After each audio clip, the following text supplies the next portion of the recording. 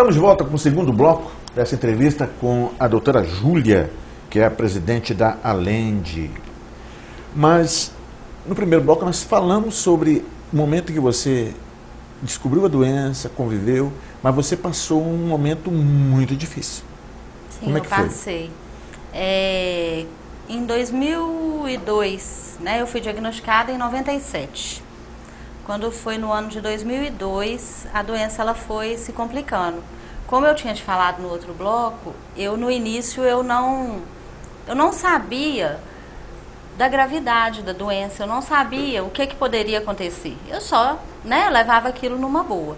E eu comecei a ter crises muito fortes, né, e sem querer ir ao médico, não aceitava ser internada, né, eu era uma paciente meio rebelde nesse caso. Muita cólica. Muita, gente, é muita cólica, não é só diarreia, são dores horrorosas. Aí tem sangramento nas fezes, é sangue vivo, não é sangue oculto.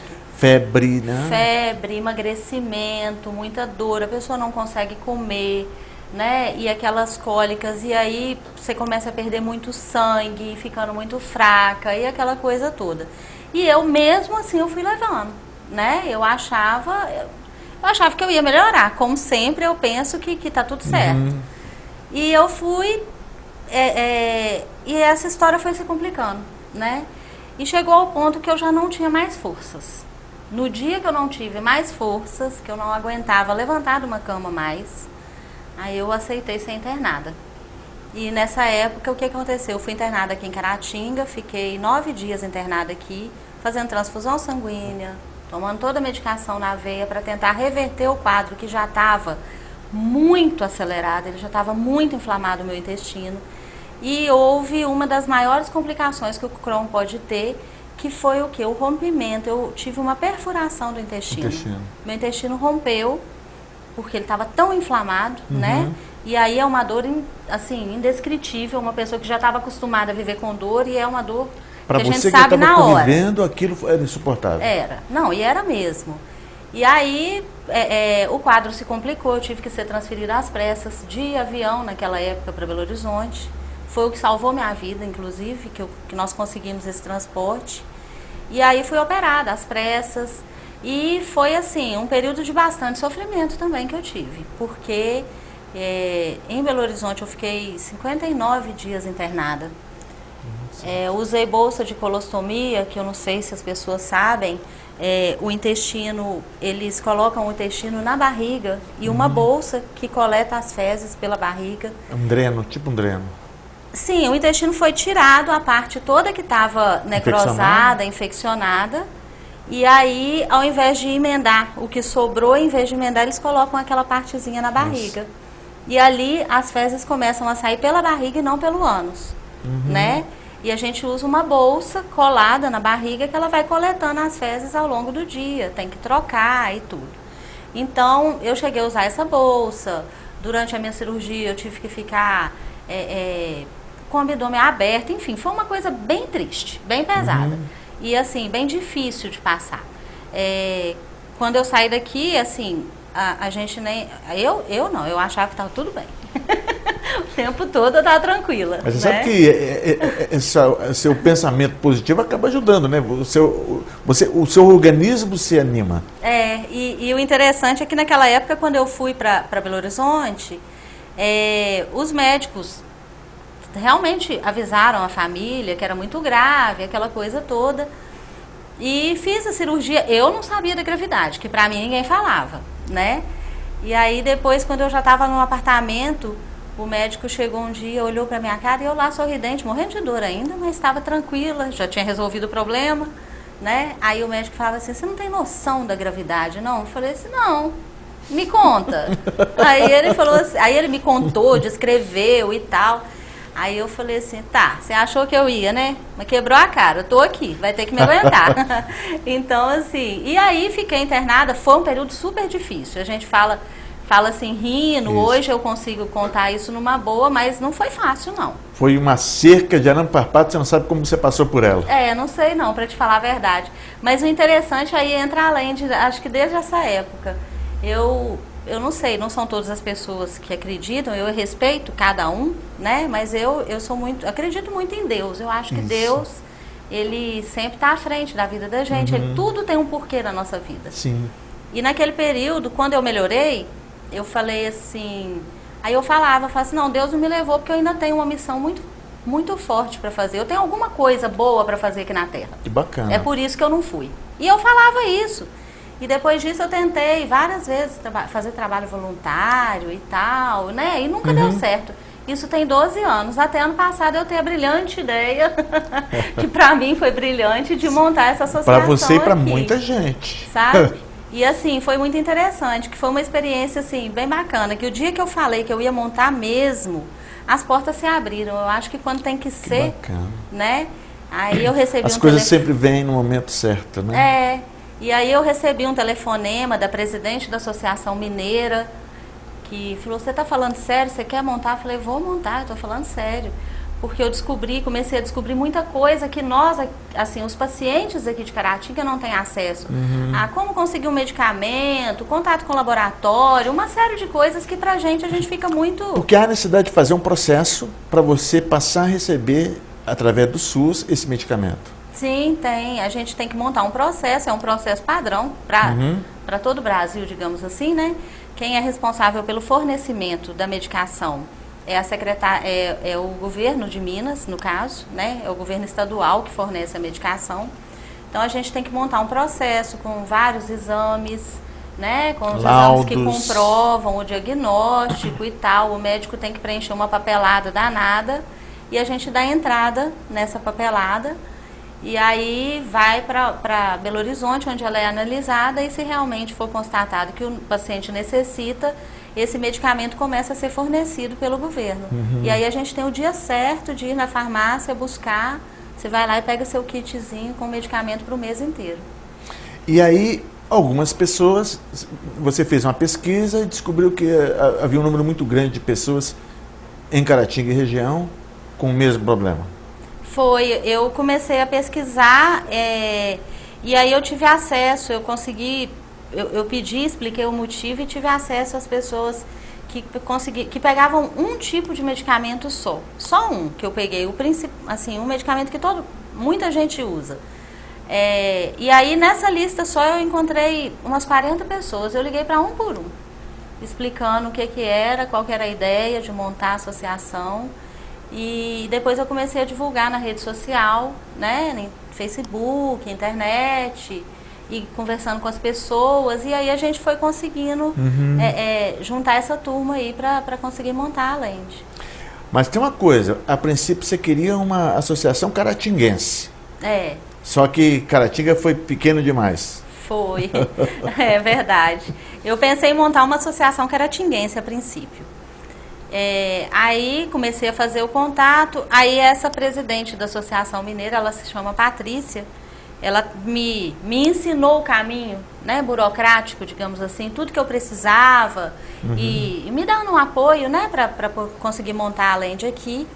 E aí ela falou comigo assim, você podia fazer micro-regional? Porque aí se tiver qualquer probleminha aí na micro-região, te procura, se você não resolver, você manda pra gente. Eu falei, tudo bem, vou fazer micro então.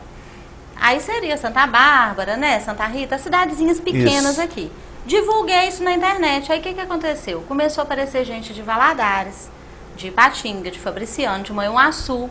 E aí eu olhei e falei assim, ué, eu não vou deixar esse pessoal sem a informação também, né? Quer saber? Vamos montar do leste de Minas. E aí foi assim que surgiu a Lende. Bacana. E ganha até força política na coisa, não política partidária, mas força política na esforço de conseguir algum benefício, de conseguir alguma ajuda, de lutar com mais força. Eu acho assim, o mais bacana que eu vejo com relação às associações é o fato da gente poder... Uma pessoa só brigar, por exemplo, pela aquisição de um medicamento, uma pessoa reclamar, ela não tem força. Mas uma associação representando 40, 50, 100 pessoas, ela já tem uma força maior para exigir. Ela já chama a atenção da autoridade. Vem cá, tô falando com você. Negócio é assim. Exatamente. Né? Então, assim, a nossa ideia é isso mesmo, é de juntar, de unir forças, né? Para tentar lutar pelos nossos direitos, assim. Então, Pela pesquisa que você fez, ainda faltam pessoas com problema para se cadastrarem na Alend? Falta muita gente ainda. Vocês estão né? com quantas pessoas hoje? Hoje, que nós temos cadastrados, a gente deve estar com volta de 30 e poucas pessoas. Né? Nós fizemos reunião de novembro até fevereiro, então foram poucas reuniões. A gente fez, então nós temos só essas 30 pessoas. Vocês nasceram, quando vocês começaram, a associação começou a funcionar mesmo?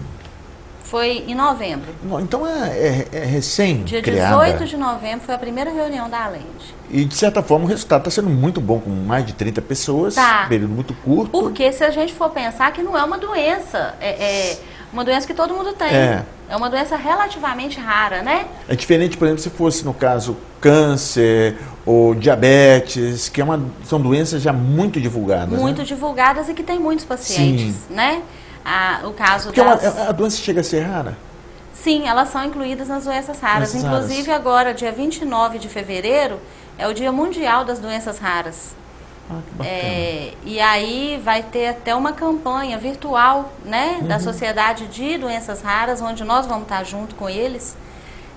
A campanha, a proposta é a seguinte: vendar os olhos, colocar uma placa escrito Dia Mundial das Doenças Raras, prazer, eu existo e a sua doença rara.